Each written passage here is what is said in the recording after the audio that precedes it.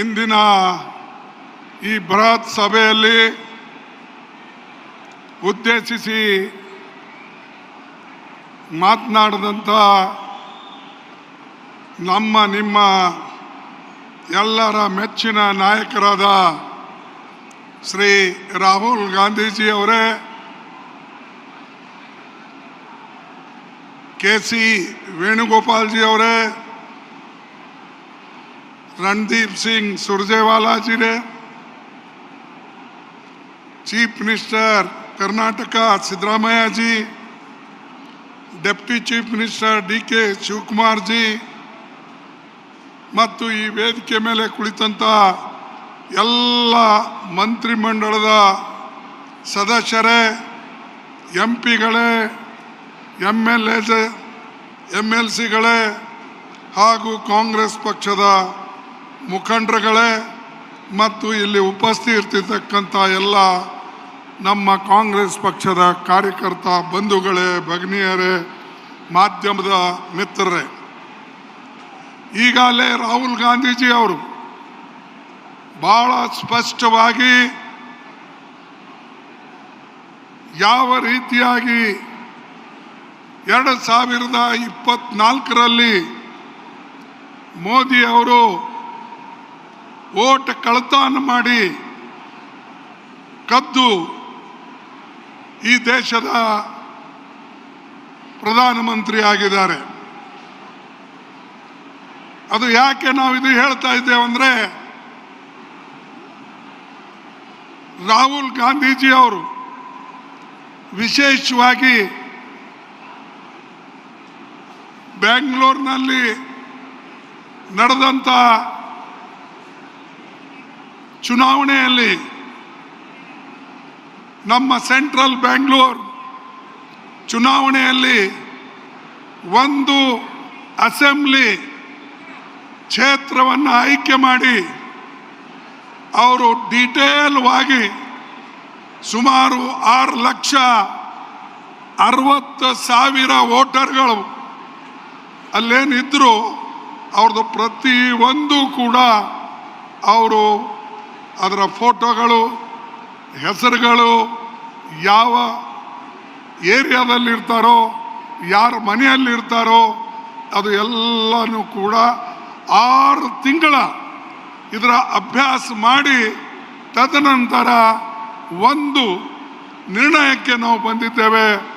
ಹೋದ ಚುನಾವಣೆ ಇದು ಜನತೆ ಬಗ್ಗೆ ದ್ರೋಹ ಮಾಡತಕ್ಕಂಥ ಚುನಾವಣೆ ಮತ್ತು ನಾವು ದೇಶದಲ್ಲಿ ಸಂವಿಧಾನ ಉಳಿಸಬೇಕು ಮತ್ತು ವಯಸ್ಕರಿಗೆ ಸಿಕ್ಕಂಥ ವೋಟಿನ ಅಧಿಕಾರ ಉಳಿಸಬೇಕು, ಪ್ರಜಾಪ್ರಭುತ್ವ ಉಳಿಸಬೇಕು ಅಂತ ಹೇಳಿ ನಮ್ಮ ಪ್ರಯತ್ನ ಇದೆ. ಆದರೆ ಮೋದಿಜಿ ಅವ್ರ ಪ್ರಯತ್ನ ಏನಂದರೆ, ಜನ ವೋಟ್ ಕೊಡದೇ ಇದ್ರು ಆ ವೋಟ್ಗಳನ್ನು ಕದ್ದು ಎಲ್ಲಿ ಹೆಚ್ಚಿಗೆ ವೋಟ್ ಮಾಡಬೇಕು, ಯಾವ ಏರಿಯಾದಲ್ಲಿ ಕಡಿಮೆ ವೋಟ್ ಮಾಡಬೇಕು, ಇದು ಎಲ್ಲನೂ ಕೂಡ ಮೋದಿಜಿಯವರು ಮತ್ತು ಶಾ ಅವರು ಇವರೆಲ್ಲ ಪ್ಲ್ಯಾನ್ ಮಾಡಿ ಎಲೆಕ್ಷನ್ ಕಮಿಷನ್ಗೂ ಕೂಡ ಅವರು ಇವತ್ತಿನ ದಿವಸ ಒತ್ತಡವನ್ನು ತಂದು ಈ ಕೆಲಸ ಮಾಡ್ತಾ ಇದ್ದಾರೆ. ಅದಕ್ಕಾಗಿ ಈಗಿರ್ತಕ್ಕಂಥ ಸರ್ಕಾರ ಇದು ಕಳ್ಳತನದ ಸರ್ಕಾರ ಇದ್ದ ಕಾರಣ ಇದಕ್ಕೆ ನೈತಿಕ ಬಲ ಇಲ್ಲ. ಸರ್ಕಾರದಲ್ಲಿ ಇರೋಕ್ಕೆ ಯಾವುದೇ ಇದಕ್ಕೆ ಹಕ್ಕಿಲ್ಲ. ಆದರೂ ಕೂಡ ಮೋದಿಯವರು ಇವತ್ತು ಎಲ್ಲ ಕಡೆ ಹೇಳ್ತಾರೆ, ನಾನು ದೇಶದ ಅಭಿವೃದ್ಧಿಗಾಗಿ ಮತ್ತು ದೇಶದ ಕಲ್ಯಾಣಕ್ಕಾಗಿ ನಾವೆಲ್ಲ ಕೆಲಸ ಮಾಡ್ತಾ ಇದ್ದೇನೆ ಅನ್ನತಕ್ಕಂಥದ್ದು ಹೇಳ್ತಾ ಇದ್ದಾರೆ. ಇದು ಸುಳ್ಳು, ಅಪ್ಪಟ್ಟು ಸುಳ್ಳು. ಮತ್ತು ಈಗಾಗಲೇ ನಮ್ಮ ಪಾರ್ಟಿ ವತಿಯಿಂದ ಸಾಕಷ್ಟು ನಾವು ಎಲ್ಲ ರಾಜ್ಯಗಳಲ್ಲಿ ಇಂಥ ತಪ್ಪುಗಳನ್ನು ಹುಡುಕಿ ತೆಗಿತಾ ಇದ್ದೇವೆ. ಮಹಾರಾಷ್ಟ್ರದಲ್ಲಿಯೂ ಕೂಡ ಅದೇ ಮಾಡಿತ್ತು ಮತ್ತು ಉತ್ತರ ಪ್ರದೇಶದಲ್ಲಿ ಬಿಹಾರದಲ್ಲಿ, ರಾಜಸ್ಥಾನದಲ್ಲಿ ಕೂಡ, ಮಧ್ಯಪ್ರದೇಶದಲ್ಲಿ ಕೂಡ ಎಲ್ಲ ಕಡೆ ಇವತ್ತು ಮತದಾನದ ಅಧಿಕಾರವನ್ನು ನಾವು ಕೊಟ್ಟಿದ್ದೇವೆ. ಅದರದ್ದು ಮಿಸ್ಯೂಸ್ ಮಾಡಿ, ಬೋಗಸ್ ವೋಟಿಂಗ್ ಮಾಡಿ ಇವತ್ತು ಮೋದಿಯವರು ಈ ದೇಶವನ್ನು ಆಳ್ತಾ ಇದ್ದಾರೆ. ಬಂಧುಗಳೇ, ನಾನು ನಿಮಗೆ ವಿಶೇಷವಾಗಿ ಈ ಮಾತನ್ನು 6 ವರ್ಷದ ಹಿಂದೆ ಹೇಳಿದ್ದೆ. 2019ನಲ್ಲಿ ಯಾವಾಗ ನಾನು ಮೊದಲನೇ ಸಲ ಸೋತೆ, ನನ್ನ ಜೀವನದಲ್ಲೇ ಸೋಲು ಕಂಡಿದ್ದು ಅದು ಒಂದೇ ಎಲೆಕ್ಷನ್. ನಾನು ಸುಮಾರು 12 ಎಲೆಕ್ಷನ್ ಗೆದ್ದಿದ್ದೇನೆ, ಆದರೆ ಒಂದೇ ಒಂದು ಎಲೆಕ್ಷನ್ನ ಸೋತಿದ್ದು 2019ನಲ್ಲಿ. 2019ನಲ್ಲಿ ಇದೇ ರೀತಿಯಾಗಿ ಮಾಡಿದ್ರು. ಆವಾಗ ನಮಗೆ ಗೊತ್ತಾಗಲಿಲ್ಲ. ಯಾಕಂದ್ರೆ ಆವಾಗಲೂ ಕೂಡ ಪ್ರತಿಯೊಂದು ನನ್ನ ಬಲ್ಲಿ ಪ್ರತಿ ಅಸೆಂಬ್ಲಿ ಸೆಗ್ಮೆಂಟ್ನಲ್ಲಿ 20,000 20,000 20,000 ಈ ರೀತಿಯಾಗಿ ಸುಮಾರು 5 ಮತಕ್ಷೇತ್ರಗಳಲ್ಲಿ ಅವರು ಬೋಗಸ್ ವೋಟಿಂಗ್ ಮಾಡಿ ನಮಗೆ ಸೋಲಿಸ್ತಕ್ಕಂಥ ಪ್ರಯತ್ನ ಮಾಡಿ, ಟಾರ್ಗೆಟ್ ಮಾಡಿ ಈಗ ಎಲ್ಲ ಕೆಲಸ ಮಾಡಿದ್ರು. ಆದರೆ ಈಗ ಬಯಲಿಗೆ ಬಂದಿದೆ. ಯಾಕಂದರೆ ಅತ್ಯಂತ ಸೂಕ್ಷ್ಮವಾಗಿ ರಾಹುಲ್ ಗಾಂಧಿಯವರು ಮತ್ತು ಕಾಂಗ್ರೆಸ್ ಪಕ್ಷದವರು ಇವತ್ತು ಅವರು ಮಾಡದಂಥ ಏನು ತಪ್ಪುಗಳನ್ನಿವೆ ಅದು ಹೊರಗಡೆ ತಂದಿದ್ದಾರೆ. ಅದಕ್ಕಾಗಿ ನೀವು ಎಲ್ಲರೂ ಕೂಡ ಇದರ ಕಡೆ ಲಕ್ಷ್ಯ ಕೊಡಬೇಕು. ಪಾರ್ಟಿಯ ಮುಖಂಡರು ಚುನಾವಣೆಗಳೇ ಆಗ್ತವೆ ಹೋಗ್ತವೆ, ಆದರೆ ಆ ಚುನಾವಣೆ ರಕ್ಷಣೆ ಮಾಡೋದು, ಗೆಲ್ಲತಕ್ಕಂಥದ್ದು ನಿಮ್ಮ ಜವಾಬ್ದಾರಿ ಆಗಿದೆ. ಅದಕ್ಕಾಗಿ ನಾನು ನಿಮಗೆ ವಿಶೇಷವಾಗಿ ಹೇಳ್ಕೊಡ್ತಕ್ಕಂಥದ್ದೇನೆಂದರೆ, ಈ ಮೋದಿ ಈಗಾಗಲೇ ಅನೇಕ ನಮ್ಮ ಕಾಂಗ್ರೆಸ್ ಕಾರ್ಯಕರ್ತರಿಗೆ, ಬೇರೆ ಪಕ್ಷದವರಿಗೆ ಅವರಿಗೆಲ್ಲ ಹೆದರಿಸಿ ಬೆದರಿಸಿ ಇಡಿದು, CBIದು, CBCದು ಅನೇಕ ಕೆಲಸಗಳು ಅವ್ರು ಮಾಡಿದ್ದಾರೆ. ಹೆದರಿಸಿ ಮೆಜಾರಿಟಿ ಮಾಡಿಕೊಂಡಿದ್ದಾರೆ. ಅನೇಕ ರಾಜ್ಯಗಳಲ್ಲಿ ಅವರಿಗೆ ಮೆಜಾರಿಟಿ ಇರಲಿಲ್ಲ, ಆದರೂ ಕೂಡ ಪಕ್ಷಗಳನ್ನು ಒಡೆದು MLAಗಳನ್ನು ಖರೀದಿ ಮಾಡಿ ಸರ್ಕಾರ ಮಾಡ್ತಾ ಇದ್ದಾರೆ. ಅದೇ ರೀತಿಯಾಗಿ ಮಹಾರಾಷ್ಟ್ರನಾಗ ಆಯಿತು, ಹಿಂದೆ ನಮ್ಮ ಕರ್ನಾಟಕದಲ್ಲೇ ಆಯಿತು, ಅದೇ ರೀತಿಯಾಗಿ ಗೋವಾದಲ್ಲೇ ಆಯಿತು, ಮಣಿಪುರ್ನಲ್ಲೇ ಆಯಿತು. ಇವು ಎಲ್ಲ ಕಡೆ ಅವರು ಎಂದೂ ಎಲೆಕ್ಷನ್ದಲ್ಲಿ ಗೆದ್ದು ಬರಲಿಲ್ಲ. ಆದರೆ ಚುನಾವಣೆಯಲ್ಲಿ ಗೆದ್ದು ಬಂತ ಜನರಿಗೆ ಸೆಳ್ಕೊಂಡು ದುಡ್ಡು ಕೊಟ್ಟು ಆ ಸರ್ಕಾರಗಳನ್ನು ಮಾಡಿದ್ರು. ಈಗ ಅದೇ ಚಾಳಿ ಅವ್ರದ್ದಿದೆ. ಅದಕ್ಕಾಗಿ ಅವರಿಗೆ ನಾವು ಬುದ್ಧಿ ಕಲಿಸ್ಬೇಕಾಗಿದೆ. ಮತ್ತು ವಿಶೇಷವಾಗಿ ಈ ನಮ್ಮ 2024 ಎಲೆಕ್ಷನ್ ಏನಿದೆ ಅದು ನಿಜವಾಗಲೂ ಮೋದಿ ಆ್ಯಂಡ್ ಕಂಪನಿ ಗೆದ್ದಿಲ್ಲ. ಅವರು ನೇರವಾಗಿ ಚುನಾವಣೆ ಗೆದ್ದಿಲ್ಲ, ಕಳ್ಳತನದಿಂದ ಚುನಾವಣೆ ಗೆದ್ದಿದ್ದಾರೆ. ಆ ಸರ್ಕಾರ ಬಹುಕಾಲ ಉಳಿಯೋದಿಲ್ಲ. ಅವ್ರು ಎಲ್ಲೇ ಇರಲಿ ನಾವು ಹೊರಗೆ ತರ್ತೇವೆ, ಹೊರಗಡೆ ತಂದು ಅವ್ರಿಗೆ ಜನರಿಂದ ಚೀಮಾರಿ ಹಾಕಿಸ್ತೇವೆ. ಯಾಕಂದರೆ ನಿಮಗೆ ಎಂದೂ ಕೂಡ ತಪ್ಪದ ದಾರಿಗೆ ನಾವು ಹೋಗಕ್ಕೆ ಬಿಡೋದಿಲ್ಲ. ಅದಕ್ಕಾಗಿ ಇವತ್ತು ವಿಶೇಷವಾಗಿ ನಾವು ಇವತ್ತು ಯಾರಿಗೆ ಜನಬೆಂಬಲ ಇಲ್ಲ ಅಂತ ಪ್ರಧಾನಮಂತ್ರಿ ಇವತ್ತು ನಮ್ಮ ದೇಶದಲ್ಲಿ ಇದ್ದಾನೆ. ಅವರಿಗೆ ಕೆಳಗಿಳಿಸ್ತಕ್ಕಂಥದ್ದು ಒಂದೇ ಅಲ್ಲ, ಬುದ್ಧಿ ಕಲಿಸ್ತಕ್ಕಂಥದ್ದು ಸ್ಪಷ್ಟವಾಗಿ ಹೇಳಬೇಕು. ದೇಶದ ಆರ್ಥಿಕ ವ್ಯವಸ್ಥೆ ಕೆಡಿಸ್ತಾ ಇದ್ದಾನೆ. ದೇಶದಲ್ಲಿ ನೆಮ್ಮದಿಯಿಂದ ಜನ ಇರಕ್ಕೆ ಸಾಧ್ಯ ಇಲ್ಲ. ಇದರ ಹಿಂದೆ ಅನೇಕ ತಪ್ಪು ಮಾಡಿದ್ರು. ನೋಟ್ ಬಂದಿ ಆಗಲಿ, ಅವು ಆಗಲಿ, ಇವೆಲ್ಲನೂ ನಾ ಮತ್ತೆ ಪುನಃ ಹೇಳಕ್ಕೆ ಹೋಗೋದಿಲ್ಲ.